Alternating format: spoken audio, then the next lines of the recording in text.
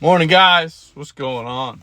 It's been a great couple of weeks behind the scenes, filled with some great conversations with some golf professionals, current and former, some corporate executives throughout the country, as well as some everyday golfers. About 15 years ago, Nike wanted to create some more demand for their sneakers and gear. To do this, they went to all the mom and pop shops around the country and pulled their accounts. They wanted to focus more on the national chains as well as their e-commerce. They thought by limited inventory, they would create a better control on pricing. They'd continue to grow by having higher demand and less inventory. They could raise prices. At first, they were right and it was successful. The lines for limited releases was around the block. But as the country moved to online shopping, it created new problems. The technology generation figured out programs that flooded websites, and bots became the only ones able to get through. Resellers became a hot trend, and prices continued to rise. The only problem, Nike wasn't the one making the profits. Without the mom and pop shops, consumers became tired of sitting online, only to be shut out by bots. Recently, they realized this strategy in the long run didn't help business, and it created new problems. Counterfeit product became a huge problem, and customers started looking elsewhere to purchase their gear. I only bring this up because it's a cautionary tale into what's to come in the golf industry. As corporate types like Bob the Builder and such get involved with the day-to-day operations in golf, they saw the opportunity in the golf shops. Too many professionals at mid-level clubs were making more than the people that were telling them how to run their shop. It started a trend at mid-level clubs that needs to change. How many of you guys walk into your golf shop and think, it's $10 more, but I'd rather spend $10 here and now rather than have my dues or the guest fees go up? How many of you realize the $50,000 to $75,000 your club has tied up in inventory is costing your club in small ways that you haven't seen? Take a place like Caddyshack 2, for example. They haven't punched greens in 10 years. They claim it's due to budget. They also have a huge number tied up in that golf shop. That's a place in 2000 to 2010, the golf pro was making close to $250,000 a year. It's a big number. But in the long run, the cost of goods sold and what it takes to put out to make that much is insane. I'm a perfect example of somebody who fell victim to this. I grew the revenue in my shop from $250,000 to close to $1 million. It's exactly what my bosses wanted me to do when they hired me. What they didn't realize was the cost that goes along to that. The average golf shop runs on about a 25% margin, and if you're selling equipment, that number could be even lower.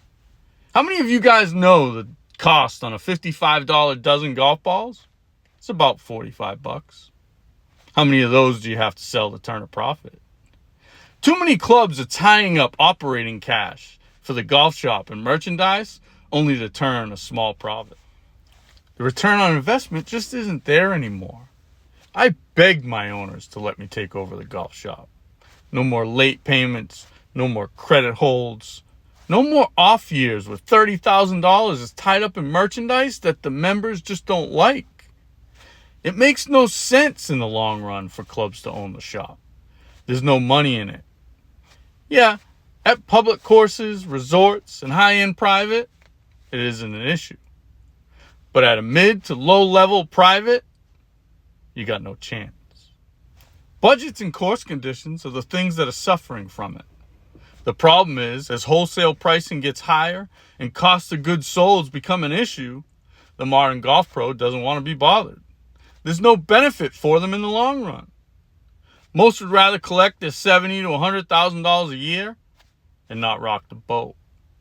They accept bad business decisions because it's easier than the grind of doing it yourself. I started this rant talking about Nike because we're getting to the point where consumers have so much information at their fingertips and access to products online that the golf pro no longer a source of knowledge. We've become credit card swipers. How many of you guys grew up with clubs where the weekend games were a great opportunity to win pro shop credit and pay for your gear? That's how a lot of pros survived. Now guys aren't even making the tournament entry fee back in credit when they win. It's not worth playing the game. I want you guys to think about the sporting goods industry as a whole. If a mom and pop shop goes under, there's really no repercussions.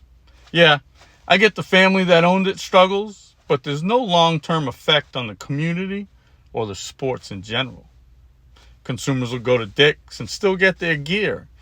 Kids will have fun and still be playing sports. But at a mid to low level club in the golf industry, if the golf shop fails, it affects the club as a whole. I hope people see this rant and the PGA of America takes Nike's lessons and starts focusing on ways to get the golf shop back in the hands of the golf pros. And reminding the entire industry, golf merchandise is a volume game. Golfers need to be educated and wake up and understand their purchasing decisions have an effect on the game as a whole. Let's take the revenue from merchandise sales out of the pockets of stockholders and put it back where it belongs, out on the golf course. I hope you guys that are listening agree with me, like and share this. This is a topic that needs to be discussed, and unfortunately it hasn't been. Too many golfers are silent and just take it. All right, guys. Hope you enjoyed. Until next time. Let's go.